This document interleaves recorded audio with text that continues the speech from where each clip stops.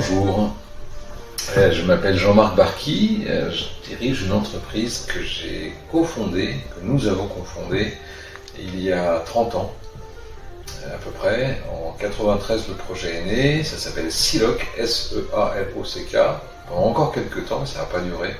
À peu près, en 93 le projet est né, ça s'appelle Sealock, S-E-A-L-O-C-K, pendant encore quelques temps, mais ça n'a pas duré. On va créer plusieurs marques, j'en parlerai rapidement tout à l'heure.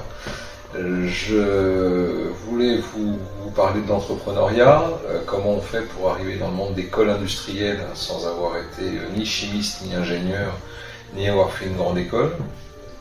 Comment on fait pour croire à un projet, comment on fait pour s'entourer, parce que c'est un des messages que je vous transmettrai, qui est de savoir s'entourer quand on rentre dans une activité ou quand on crée quelque chose, même si on a l'impression de connaître des choses dessus.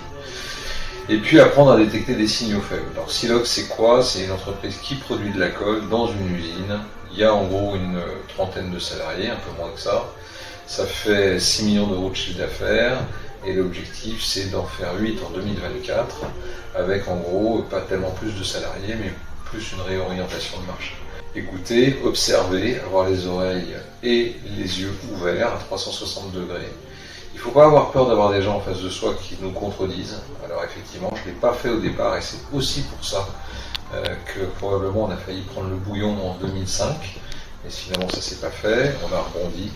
Et puis on a failli prendre une grosse claque en, je dis bien, 16 ou 17, où là on perdait beaucoup d'argent, on n'osait pas passer des hausses, le marché était très tendu, très compliqué.